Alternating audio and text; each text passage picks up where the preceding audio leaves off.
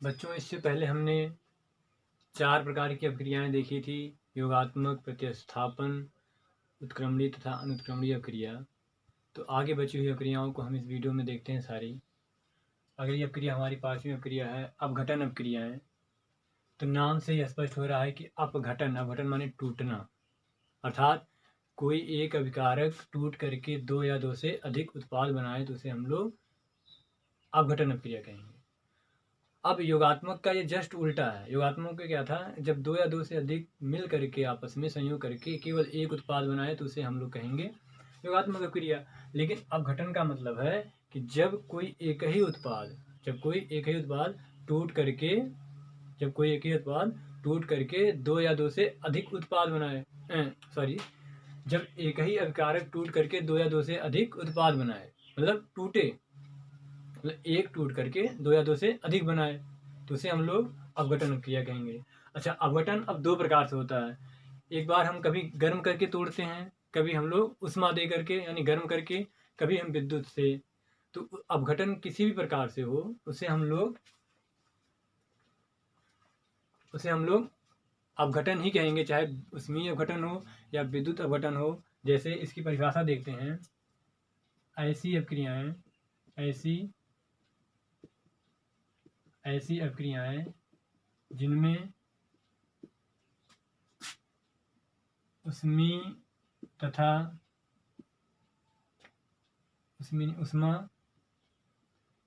तथा विद्युत के प्रभाव से ऐसी अपक्रियाएं जिसमें उष्मा तथा विद्युत के प्रभाव से कोई पदार्थ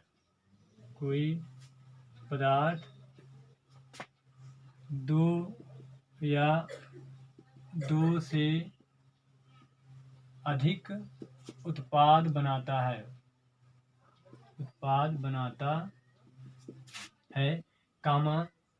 अपघटन अपक्रिया कहलाती है। अपघटन अपक्रिया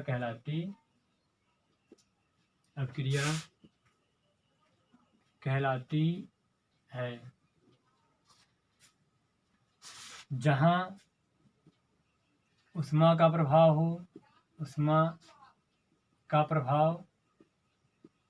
उसे उष्मीय अपघटन तथा विद्युत के प्रभाव होने से विद्युतीय अपघटन या विद्युत अपघटन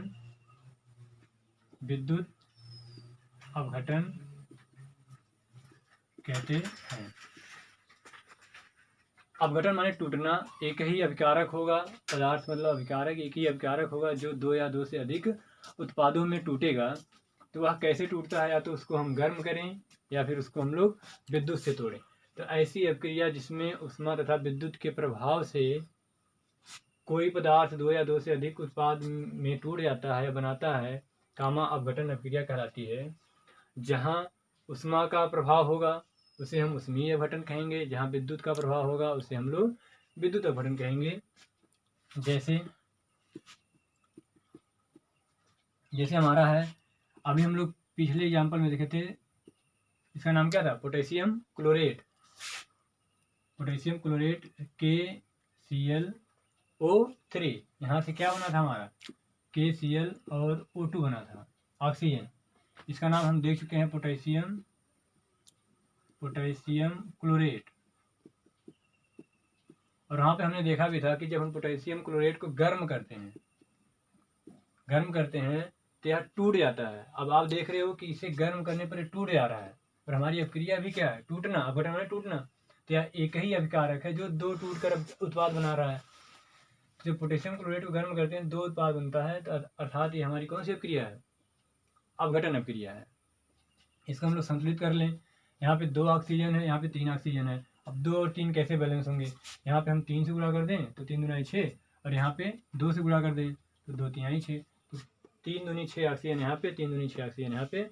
अब यहाँ पे 2 Cl हो गया, 2 K और 2 Cl हो गया। एक काम करिए, यहाँ पे 2 से गुणा कर दीजिए, 2 K 2 Cl, 2 K 2 Cl, ये हमारा संतुलित हो गया। अगला ये हमारा पहला था जैसे में, और अगला हमारा दूसरा है FeSO4 को जब हम उष्मा लेते हैं तो ये हमारा फेरिक ऑक्साइड और SO2 प्लस SO3, यहाँ पे हम उष्मा जब देते हैं, उष्मा ने गर्म करते हैं, तो फेरिक सल्फेट टूट करके फेरिक ऑक्साइड और सल्फर डाइऑक्साइड और सल्फर ट्राइऑक्साइड गैस बनाता है। और इसको अगर हम संतुलित करें तो यहाँ पे 2 आयरन है, तो यहाँ पे 2 आयरन कर लेते हैं, तो हमारा हो गया 2 आयरन 2 सल्फर, 1 सल्फर यहाँ पे 1 सल्फर यहाँ पे, और ऑक्सीजन कितना 4 दूनी 8 ऑक्सीजन, 3 ऑक्सीजन यहाँ पे, 3 2 5 ऑक्सीजन, 5 3 8 ऑक्सीजन। अतः हमारा यह समीकरण संतुलित है। तो अपघटन अपक्रिया क्या है? ऐसी अपक्रिया जिसमें कोई एक ही अपकारक टूट करके 2 या 2 से अधिक उत्पाद बनाता है। वह कैसे टूटेगा? या तो उसे हम उष्मा दे के गर्म करके तोड़ेंगे, या फिर उसे विद्युत के प्रभाव से तोड़ेंगे। एक चीज में नोट लिखिएगा, बहुत इंपॉर्टेंट है। जो अपघटन अपक्रिया होती है, अपघटन अपक्रिया अनुत्क्रमणीय होती है, अनुत्क्रमणीय होती है। बहुत अच्छे से याद रखिएगा इसको, बहुत इंपॉर्टेंट है। अपघटन अपक्रियाएं कैसी होती हैं? अपघटन अपक्रियाएं अनुत्क्रमणीय होती हैं। अगला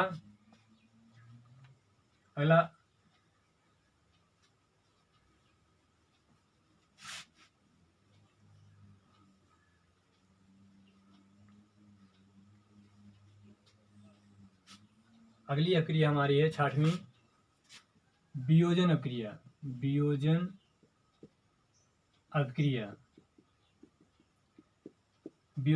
अपक्रिया रिएक्शन।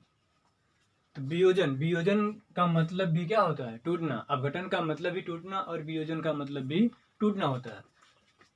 तो यहाँ पे हम इसको लिखेंगे, ऐसी अपक्रिया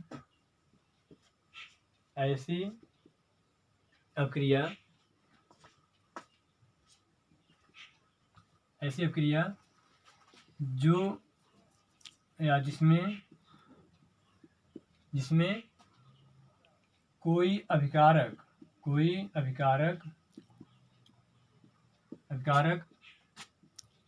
टूट कर 2 या 2 से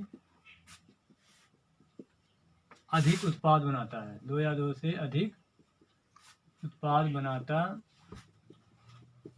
है, वियोजन अपक्रिया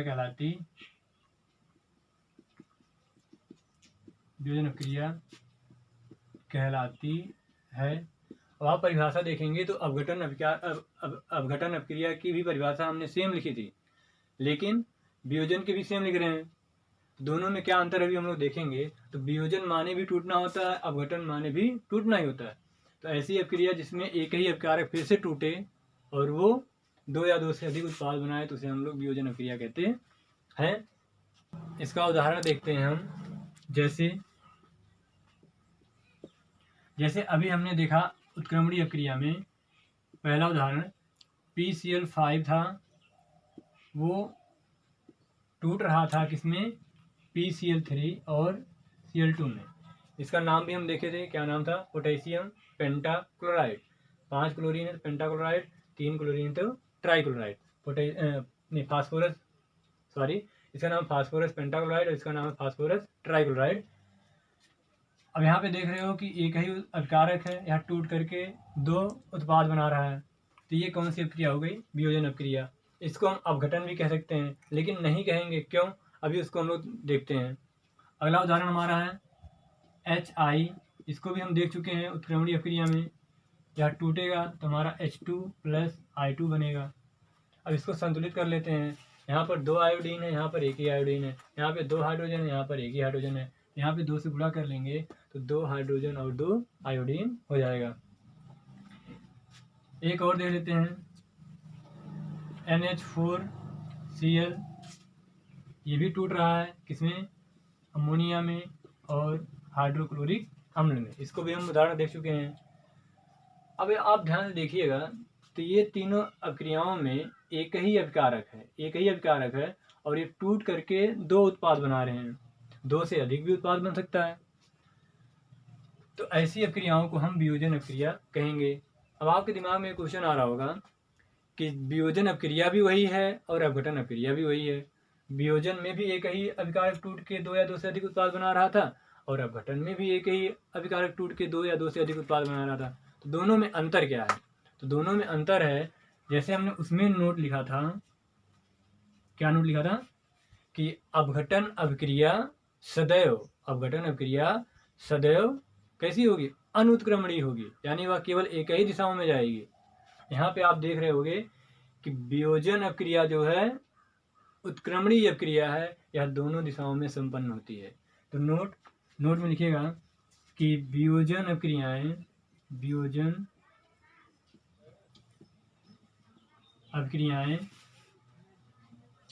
उत्क्रमणीय होती हैं। तो आपसे कभी कोई पूछे कि अपघटन और वियोजन में क्या अंतर है, तो अपघटन माने भी टूटना होता है और वियोजन माने भी टूटना होता है, लेकिन दोनों में अंतर यह है कि अपघटन केवल एक ही दिशा में संपन्न होता है, लेकिन वियोजन दोनों दिशाओं में संपन्न होता है। और इसका अगर हम लोग उदाहरण देखें ध्यान से, जैसे आप अगर चीनी का इतना बड़ा टुकड़ा लो तो इस टुकड़े को आप तोड़ दो तो वह दो भागों में टूट जाएगा। अब उसको आप जोड़ नहीं सकते हो, लेकिन अगर उसी को आप पानी में घोल दो तो वह फिर से बहुत सारे टुकड़ों में टूट जाएगा, पूरा घुल जाएगा। अगर हम फिर से उस पानी को उबाल दें तो फिर से हमें वह चीनी टुकड़ा प्राप्त हो जाएगा। यानी जब हम पत्थर को तोड़ रहे थे तो वह अपघटन हो गया, लेकिन जब उसको हमने जल में घोल दिया और घुल करके वह पूरा विलय हो गया और फिर से उसको हमने पानी को उबाल दिया तो हमें फिर से चीनी मिल गया, तो हमारा क्या हो गया? वियोजन अभिक्रियाएं वास्तव में विलयन में होती हैं। हम अगली अभिक्रिया देखते हैं। अगली अभिक्रिया हमारा उभय अपघटन अभिक्रिया। हमारी अगली अभिक्रिया है उभय अपघटन अभिक्रिया, डबल डिकम्पोजिशन रिएक्शन। इसमें क्या होता है कि हमारे पास जैसे मान लो एक अभिकारक AB है, दूसरा अभिकारक CD है। ये दोनों अभिकारक जब आपस में क्रिया करेंगे तो इनके जो अवयव हैं, इनके जो घटक हैं, ये आपस में बदल जाएंगे। यानी A C के साथ चला जाएगा और प्लस B D के साथ चला जाएगा। मतलब आयनों की या घटकों की क्या हो जाए? अदला बदली हो जाए। उभय अपघटन, उभय माने दो, अपघटन माने टूटना, दो का टूटना। तो यहाँ पे आप देख रहे होंगे कि ये भी टूट रहा है और ये भी टूट रहा है। इसका टूटा हुआ इसके पास जा रहा है और इसका टूटा हुआ इसके पास जा रहा है, यानी ये दोनों टूट रहे हैं। इसका मतलब उभय और अपघटन माने टूटना, और अभिक्रिया, ऐसी अभिक्रिया को हम उभय अपघटन अभिक्रिया कहेंगे। तो परिभाषा लिखिएगा, ऐसी अभिक्रियाएं जिनमें अभिकारकों के आयनों माने चाहे आयन माने वही प्लस और माइनस वाले आयनों या घटकों में अदला बदली हो जाए, अदला बदली हो जाए, उभय अपघटन अभिक्रिया कहलाती है। उभय अपघटन अभिक्रिया कहलाती है। तो ऐसी अभिक्रिया जिसमें दो अभिकारक होंगे या दो से अधिक अभिकारक, उनके आयन क्या होंगे? आपस में अदला बदली हो जाएगी, इसका उसके पास, उसका इसके पास। इस अभिक्रिया को हम उभय अपघटन अभिक्रिया कहेंगे। जैसे उदाहरण इसको हम देख चुके हैं, बेरियम क्लोराइड था और हमारा क्या था?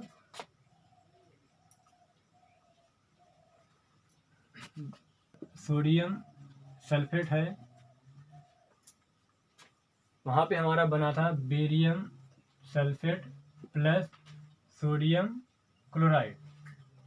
तो आप ध्यान से देखिएगा, जब ये टूटा तो बेरियम बना और क्लोराइड बना, बेरियम और क्लोराइड। ये अगर टूटेगा हम बताएं तो ये Ba++ ये बनता है और यहाँ से 2 क्लोरीन बनता है। ये टूटकर ये बनता है, और जब ये टूटता है तो 2 सोडियम बनता है और एक SO4 2 माइनस सल्फेट बनता है। तो ये भी टूटा, इसका भी वियोजन हुआ, अपघटन हुआ, इसका भी अपघटन हुआ, और ये इसके साथ जुड़ गया और ये इसके साथ जुड़ गया। तो ये दोनों आपस में जुड़ करके 2 उत्पाद बनाए, यानी 2 टूटे, और इसी का नाम है उभय अपघटन अभिक्रिया। हमारी अगली अभिक्रिया है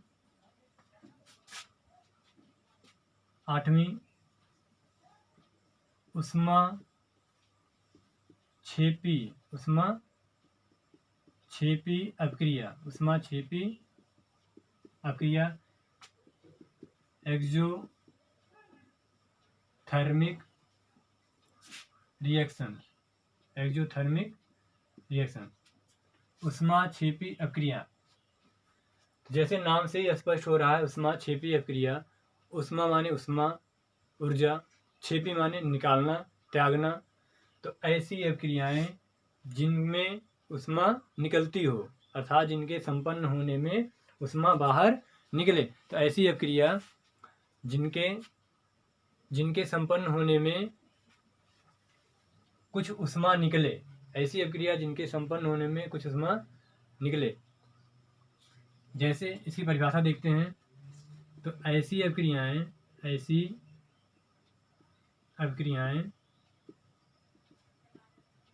जिनके संपन्न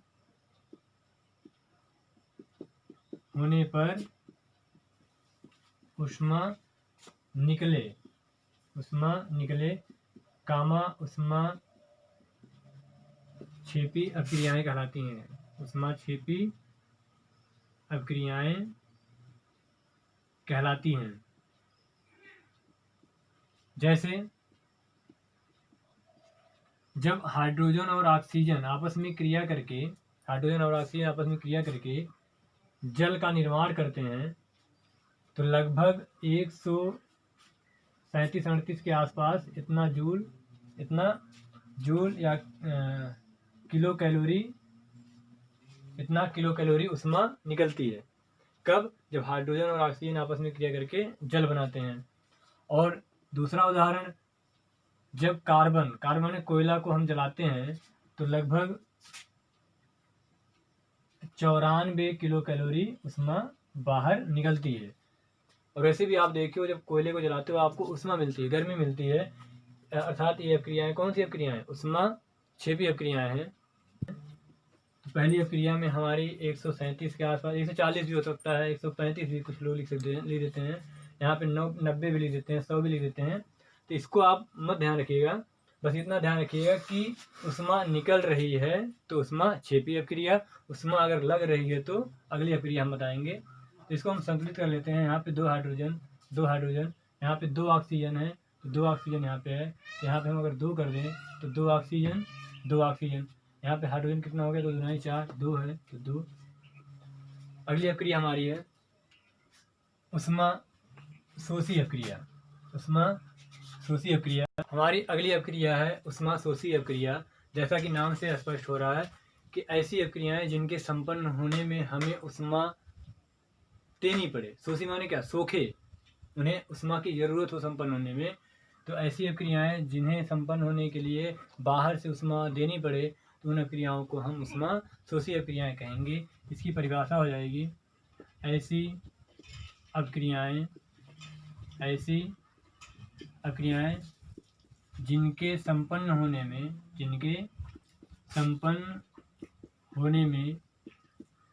में उष्मा की आवश्यकता होती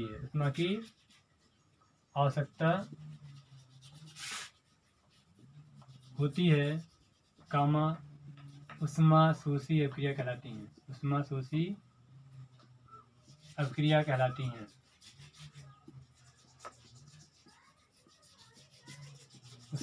अभिक्रिया कहलाती हैं। जैसे नाइट्रोजन और ऑक्सीजन आपस में क्रिया करते हैं, तो यहाँ पे हमें उष्मा देनी पड़ती है। नाइट्रोजन और ऑक्सीजन ऐसे ही सामान्य अवस्था में क्रिया नहीं करेंगे। कब तक? जब तक हम उन्हें बाहर से कोई उष्मा ना दे। और जब नाइट्रोजन और ऑक्सीजन को उष्मा देते हैं तो नाइट्रोजन ऑक्साइड बनता है। तो यहाँ पे 2 नाइट्रोजन 2 ऑक्सीजन था, इसलिए हमने 2 से गुणा कर दिया तो 2 नाइट्रोजन 2 ऑक्सीजन। और अभी हमने देखा था एक PCl5 था, इसको हमने गर्म किया था। गर्म करने का मतलब क्या है, हमने उष्मा दी थी। जब उष्मा दी थी तो यहाँ से PCl3 बना था और Cl2 बना था, यानी ये PCl5 बिना उष्मा के इसमें नहीं टूटेगा, या ये अभिक्रिया बिना उष्मा के नहीं होगी। तो इन्हें उष्मा चाहिए, और इससे पहले वाली अभिक्रिया में क्या था, उष्मा हमें निकल रही थी। ये हमें मिलता है, ये हमें लास्ट में मिलता है, उत्पाद हमें मिलता है, अभिकारक हमारा खत्म हो जाता है। तो यहाँ पे हम उष्मा दे रहे हैं, यानी हमारी उष्मा खत्म हो गई। इसके पहले वाले में हमें उष्मा मिली थी। ये हमारी उष्मा शोषी अभिक्रियाएं हो गई। हमारी 2 अभिक्रियाएं और बची हैं। अगली अभिक्रिया है हमारी ऑक्सीकरण व अपचयन अभिक्रिया। इन दोनों को हम ध्यान से देखते हैं। 10वीं अभिक्रिया ऑक्सीकरण अभिक्रिया। ऑक्सीकरण अभिक्रिया ऑक्सीडेशन रिएक्शन। Oxidation reaction. तो बच्चों, हम जितनी भी अभिक्रियाएं पढ़ रहे हैं उसको आप सपरिभाषा विद 2 एग्जाम्पल्स आप उसको याद रखेंगे। अगर आप समीकरण याद नहीं करते हैं तो आपके केमिस्ट्री पर कोई भी पकड़ नहीं होगी।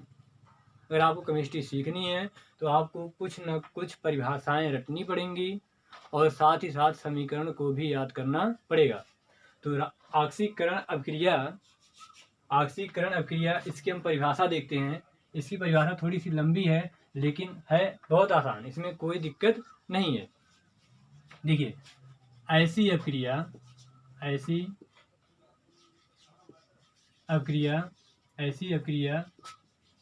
जिसमें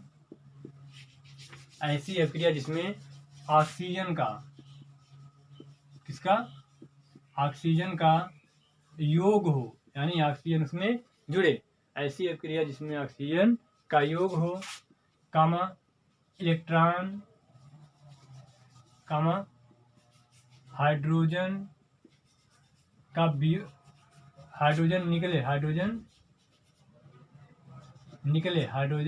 निकले तथा इलेक्ट्रॉन भी निकले, ऑक्सीकरण अभिक्रिया कहलाती है। ऑक्सीकरण अभिक्रिया कहलाती है। परिभाषा को देखिएगा ध्यान से। ऐसी अभिक्रिया जिसमें ऑक्सीजन का योग हो, यानी ऑक्सीजन जुड़े मतलब योगात्मक अभिक्रिया, तथा हाइड्रोजन निकले, यानी हाइड्रोजन उसमें से निकले, तथा इलेक्ट्रॉन भी निकले, यानी अगर ऑक्सीजन का योग हो रहा है, हाइड्रोजन निकल रहा है, या किसी अभिक्रिया में इलेक्ट्रॉन निकल रहा है। ऐसा हम नहीं कह रहे हैं कि ये तीनों चीज़ें एक ही अभिक्रिया में होंगी, नहीं। अगर किसी अभिक्रिया में ऑक्सीजन जुड़ रहा है तो कौन सी अभिक्रिया, ऑक्सीकरण। अगर किसी अभिक्रिया में हाइड्रोजन निकल रहा है तो कौन सी अभिक्रिया, ऑक्सीकरण अभिक्रिया। अगर किसी अभिक्रिया में इलेक्ट्रॉन निकल रहा है तो कौन सी अभिक्रिया, ऑक्सीकरण अभिक्रिया। जैसे हम इसका उदाहरण देखते हैं, ऑक्सीजन का योग। ऑक्सीजन के योग को हमने अभी देखा था, C जैसे कार्बन था, और जब ये ऑक्सीजन से क्रिया किया था तो क्या बन गया था, CO2। यहाँ पे क्या हो रहा है, ऑक्सीजन इसमें जुड़ रहा है, ऑक्सीजन का योग हो रहा है, तो यानी ये कौन सी अभिक्रिया है, ऑक्सीकरण अभिक्रिया। दूसरा हमने देखा था कि जैसे ये सोडियम है, सोडियम क्या करता है, जब इसको हम लोग जल में घोलते हैं तो ये सोडियम प्लस बनाता है और प्लस इलेक्ट्रॉन। तो ऐसी अभिक्रिया, सोडियम में इलेक्ट्रॉन निकल रहा है तो ये हमारी कौन सी अभिक्रिया, ऑक्सीकरण अभिक्रिया। ऐसे अगर हम सोडियम को जल में डाल देंगे, सोडियम किस में डाल देंगे, जल में, तो हमारा NaOH बन जाता है और हाइड्रोजन गैस निकल जाती है। यहाँ पे हाइड्रोजन निकल रही है, इसका मतलब हाइड्रोजन निकल रही है, तो सोडियम और जल की क्रिया से हाइड्रोजन गैस निकलती है, तो ये हमारी कौन सी अभिक्रिया, ऑक्सीकरण अभिक्रिया। यहाँ इलेक्ट्रॉन निकल रहा है तब भी ऑक्सीकरण, यहाँ पे ऑक्सीजन का योग हो रहा है तब भी ऑक्सीकरण अपक्रिया। तो ऐसी अपक्रियाएं जिसमें ऑक्सीजन का योग हो या किसी अपक्रिया में हाइड्रोजन का वियोजन हो, हाइड्रोजन निकले, या किसी अपक्रिया में इलेक्ट्रॉन निकले, तो उन अपक्रियाओं को हम ऑक्सीकरण अपक्रिया कहते हैं। तो जैसे कार्बन और ऑक्सीजन का, यहाँ पे ऑक्सीजन का योग हो रहा है कार्बन में, तो ये ऑक्सीकरण अपक्रिया। यहाँ से सोडियम इलेक्ट्रॉन त्याग रहा, निकाल रहा है, तो ऑक्सीकरण अपक्रिया। यहाँ पे सोडियम और जल आपस में क्रिया करके हाइड्रोजन गैस निकाल रहे हैं, तो ये ऑक्सीकरण अपक्रिया। हमारी अंतिम और लास्ट अपक्रिया है अपचयन अपक्रिया। इसी के साथ हमारा चैप्टर भी खत्म होगा। और बच्चों ध्यान से पढ़िएगा, इस पेंडेमिक में, इस महामारी में अगर आप पढ़ाई नहीं करेंगे तो आपके लिए ये सबसे बेकार महामारी होगी। वास्तव में आपकी पढ़ाई के लिए महामारी बन जाएगी। इसलिए आप इस महामारी का सदुपयोग करिएगा और मेहनत से पढ़ाई करिएगा। तो हमारी अंतिम अपक्रिया है अपचयन अपक्रिया। कौन सी अपक्रिया? अपचयन अपक्रिया। इसका नाम है अंग्रेजी में रिडक्शन रिएक्शन। तो ये जस्ट अभी हमने जो अपक्रिया पढ़ी 10वीं, उसी का उल्टा है। जैसे उसमें हमने क्या पढ़ा था, ऑक्सीकरण अपक्रिया में ऑक्सीजन का योग हो तो इसमें क्या होगा, ऑक्सीजन का वियोजन होगा। ऑक्सीजन का क्या होगा, वियोजन होगा। इसके पहले हमने क्या पढ़ा था कि इलेक्ट्रॉन निकले तो इसमें क्या हो, इलेक्ट्रॉन जुड़े। उसमें क्या पढ़ा था अगला कि हाइड्रोजन निकले तो इसमें हम क्या देखेंगे, हाइड्रोजन जुड़े। तो ऐसी अपक्रिया जिसमें ऑक्सीजन निकले, अब की बार ऑक्सीजन निकले, इलेक्ट्रॉन जुड़े और हाइड्रोजन भी जुड़े, तो उन अपक्रियाओं को हम अपचयन अपक्रिया कहेंगे। तो इसको लिखते हैं, ऐसी अपक्रिया या अपक्रियाएं जिसमें ऑक्सीजन, यहाँ पे ऑक्सीजन क्या होगा, ऑक्सीजन निकले, ऑक्सीजन निकले, कामा हाइड्रोजन, हाइड्रोजन जुड़े तथा इलेक्ट्रॉन, इलेक्ट्रॉन भी जुड़े, कामा अपचयन अपक्रिया कहलाती है,